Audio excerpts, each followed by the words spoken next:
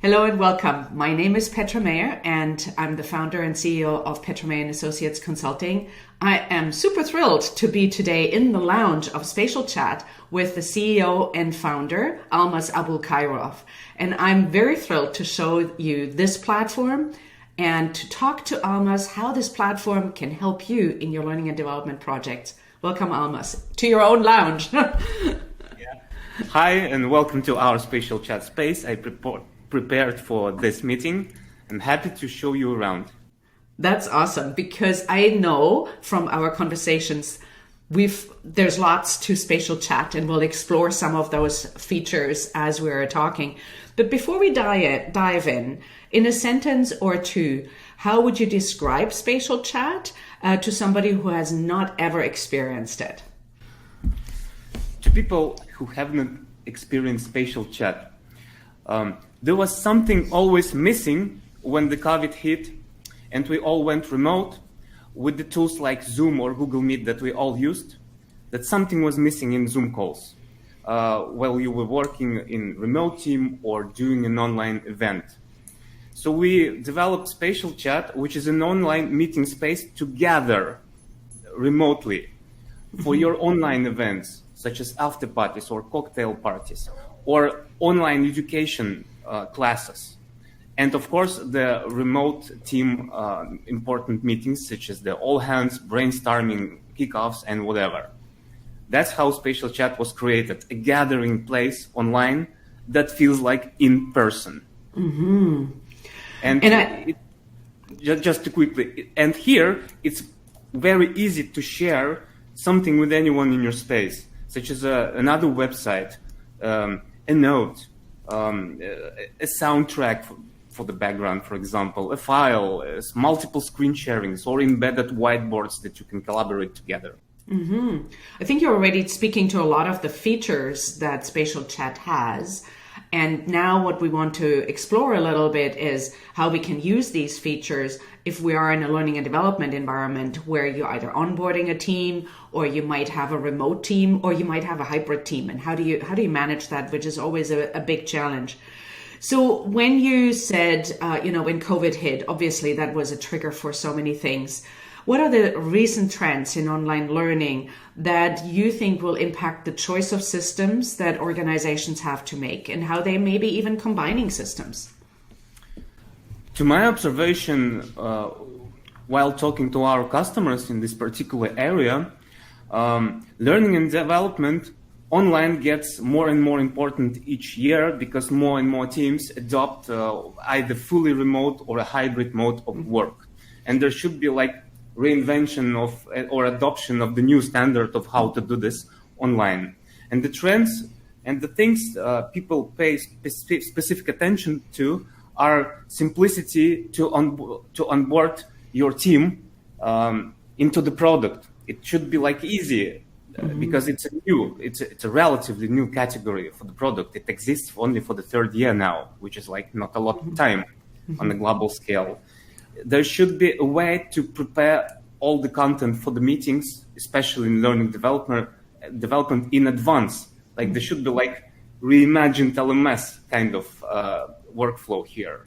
And it should be like, again, simple to onboard for the remote team, and keep in mind that there's diversity of people using platform. It could be obviously a young, 25-year-old IT guy for whom it's very obvious and quick and easy to onboard into the new product. However, we proved that even like older audience, my mother and even our oldest customer is a 90-year-old gentleman from Japan. And it was very easy to learn SpatialChat, to set up the camera and just make it work. Mm-hmm, mm-hmm. And I think what you're doing as well is you're bringing together people in a fun kind of environment that you can totally customize, which you were talking about the 25-year-old IT person who may be harder to excite coming to yet another Zoom meeting. I think that's kind of what you've also achieved here, even just with, where we're at here together. So we're in this lounge. It looks pretty cool. I'd actually like that cup of coffee right there that we're having right in front of us. So how could SpatialChat support organizations in their attempt to provide online learning to their staff or customer base, especially when they have a really quite a varied staff base or customer base? How does SpatialChat help with that? First of all, there are three important things for this process in general.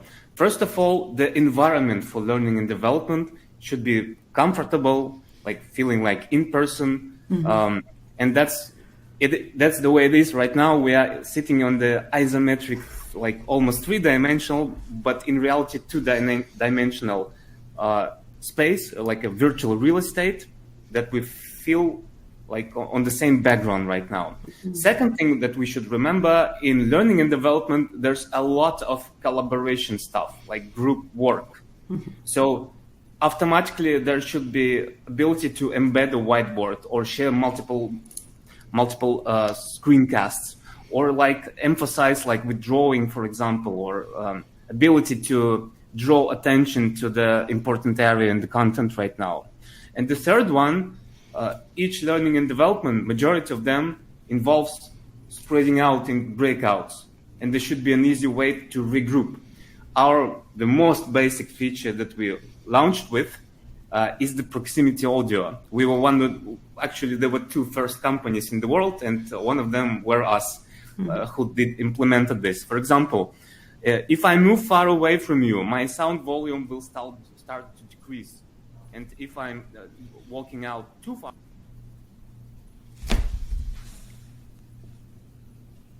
I'm getting back to Petra, and now you're hearing me again. And I told our viewers that you didn't hear me when I moved too far away from you. This allows you to easily break out. For example, we prepared this room, such as several rooms. And we can split in different areas in order to either hang out, or if an instructor, for example, gives us some group, like per department or by mini team tasks to do during the learning and development inside the team. So these three key workflows that we need always to remember that are from real life that we need to adapt to in virtual. So that's how we naturally made it possible here. And this first, we have 3 room types in SpatialChat that adapt to all the video communication cases. Number 1 is the breakout. We are in the breakout room where circles move, and each person is represented by a circle with the video stream. And because we are on the same background, our brain feels like in person, because in things like Zoom, it's a grid view where each of us are in different background. That's why fundamentally there's the so-called Zoom fatigue happens.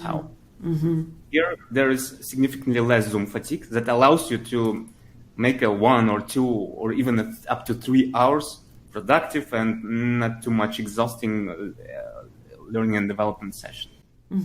So let me just talk through a use case from what you've just explained here to me. So let's assume we have an instructor who is giving a presentation, a live presentation to a whole group of new staff members, let's say for onboarding, and they come from various different departments. So we can now move into a room, like a presentation room. Maybe show us that if that's possible. I know I put you on the spot here. Is that possible for you to just put us into a room where a lecture room type of thing?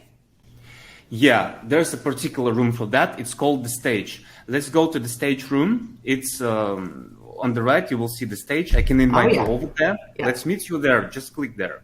Okay, I will go to the stage room. I have just gone to stage of stage room, and everyone, up to 5,000 people technically, can visit and watch whatever presentation I'm talking about. Of course, I can invite my co-hosts. Petra, if you hear me, press the Go on Stage button. It's the green button below. And become a speaker. Yep. Go on stage. Hello. I'm on stage now too. Hey, I forgot how the button name. It's a become a speaker button. Yeah, and then there's the go on stage, which kind of gets me ready. This room represents a familiar Zoom-like grid view with ability for up to 12 speakers present either presentation with screen sharing or embed a whiteboard and draw together for a large audience for up to 5,000 people in general, but normal people in learning and development do it for groups from 12 to 50 people in reality, even though if like total number of people involved in the process are hundreds, they do it turn by turn usually, from what I learned. Yeah, and the largest difference apart from the classic Zoom interfaces is that there are reactions on stage. Let me just show it to them. Do you see the fires? There's a button below in the reactions, and the more people in the stage there are, the more fun it looks like. And all of the viewers, like the last 12 commenting viewers, are below in circles. For you, I will leave the stage and you will see me as a circle. And now, unfortunately, I can't hear you anymore when you became a circle. but did you see me as a circle? I saw a circle. It allows you to see and feel like you are not talking to space. Right. You're talking to people, and if they write something to ask, or you see all of their text right below us. Okay. Let me show you the example, because you are also recording. I will leave the stage right now and write something to you. Okay. Well, I'm going to be very curious to see what kind of feedback we're going to get here from the audience. So, oh, it's amazing. I have a question. Yay, we like questions. Awesome. Well, this is a great That's feature the example. For a presentation, a training presentation, but it would also be a great feature for a town hall, for an organization to do town hall presentations to all their staff. So I can totally see this being a very useful feature. Now, let's assume this instructor who is given the onboarding presentation to everybody now wants to break them out into breakout rooms by departments and maybe bring in another team member who might be a manager for that department to do very department-specific training or discussions with those groups. Where would they go from here? They would go to the pre-selected breakout room of the choice. For example, we can negotiate that the marketing team breakout will happen in the room called library. And let's go to the library room as an example. Let's do that. Let's see what it looks like there. Oh, no, I went into the case room. That wasn't what I wanted to do. I wanted to go into the library. Okay, I should be here. I think I'm here. You need to turn on your camera and microphone again. While Petra is making this, we did this in order to avoid awkward situations where people were on stage and they thought that nobody hears and sees them, and they appeared in other room, and they don't expect themselves to be heard. That's why you were automatically like silenced. Right, got it. That's a safety feature. Yeah. Yeah. So you have these various preset rooms, and these can be custom for a specific learning and development. So that not other departments would suddenly pop up in the onboarding. You can session. customize your room with whatever background you feel, like this library background that you can select from our template gallery, or can you upload any image that you prepared yourself. And also you can add GIFs, animated images, the PDF files, or even links. For example, one of our customers, the American company, they are called the SASE Management Consulting. They do group learning. And the idea that I'm showing you, I stole it from them. They did exactly this library room. And as you see, some of the shelves are with the links. This is like a library, and the links are clickable. And I'm clicking on the must reads, just like close to us. If I click on that button, I will see the website with links. So that's the example of how you can prepare the space in advance, where everyone in the team, even after the session, they can come back to that room and use it as a library in order to find that particular interesting article they need. Okay, well, let's get out of the hard-covered bookshelf and let's get back onto the sofa and just finish off some conversations about how organizations actually select their systems and where SpatialChat would fit in there. Would that be okay with you? Yeah. Let's go back to the main lobby. Okay, let's go back to the main lobby. Oh, yes, this is so much more comfortable than sitting on the hard bookshelf. Almas, what do organizations who are searching for the appropriate kind of systems for their learning and development projects, what do they need to keep in mind, and where does SpatialChat fit in for them? There are two categories of things people are looking for. The first category is a general, a basic, a must-have one. A visually accessible tool, which is simple to use and adopt, that enables you a lot of sharing, interaction, engagement, and collaboration abilities for the learning and development, where a lot of the presentations, screen sharings, and drawings are involved. Second set of features are related to the security, compliance, or procurement stuff, which is common for the larger organization becomes. This one we provide. We are now compliant in both GDPR and SOC 2 Type 2 SaaS security standard, as well as we keep the data secure, and we build, like, we were a very young company. It was hard to, apart from building the product on the fly, also to learn all of this workflow, but we did the trainings that the software is good.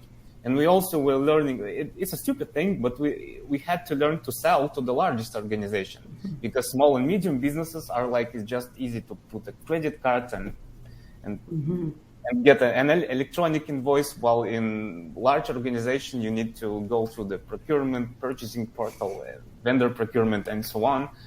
These are the things we learned on the fly, but basic things such as the features plus the security are already there. You can, for example, restrict your SpatialChat space to be accessible to either only members of your organization or specific members inside the organization. And even separate it in different spaces. For example, you can adopt several spaces for different, like, global teams or local departments. So I think you're already speaking a little bit to who your ideal clients are.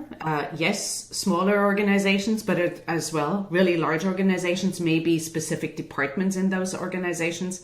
Can you define that a little bit more? Yeah. So I'll give you the full story. At first, we launched the product as a virtual cocktail party for up to 50 people online when the COVID hit. Then, because the product is the way it is, 3 ICPs were naturally evolved. First one is the online events category, the manager or the agency that does online events specific for networking or after party. The second category of users are online classes instructors. For example, SpatialChat was adopted in quarter of Japanese universities. There are total 800 universities in Japan, and around 190 of them adopted SpatialChat, either on a global scale or at least several classes inside of them. In the United States, over 100 universities, including almost entire Ivy League, but not entire, some faculties or departments adopt SpatialChat, especially for group classes, where students are together in a 12-people group, and then they have to split in pairs, for example, to work on something, like a language learning, for example. And the variation of this is an online instructor and online and learning and development, which is what we're talking about.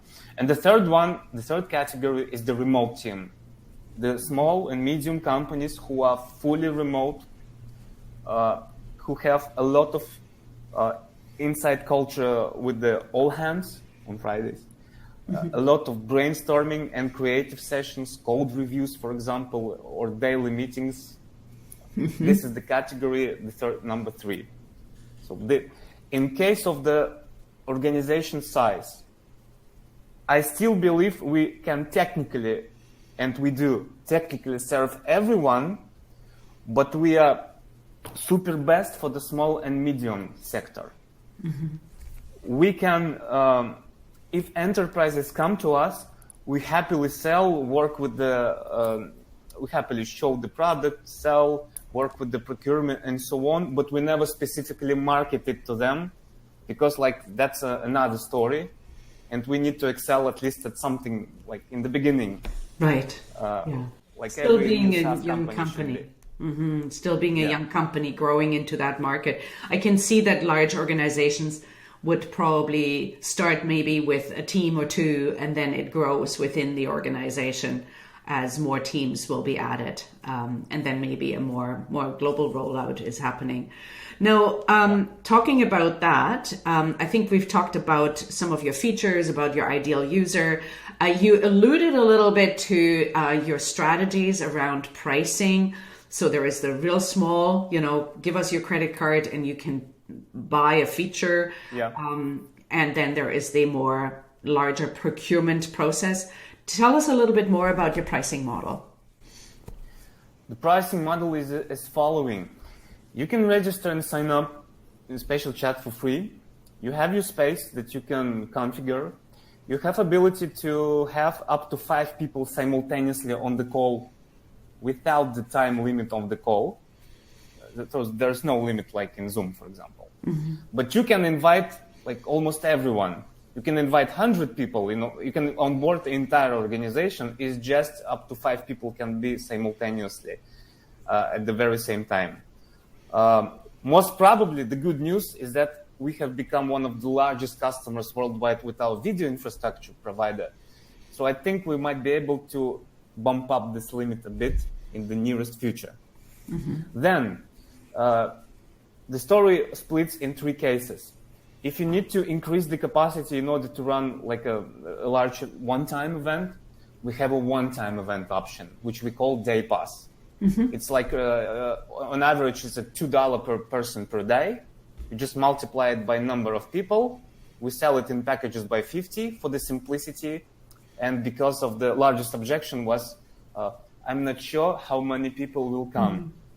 I'm not sure whether it will be 50, 60, or 73.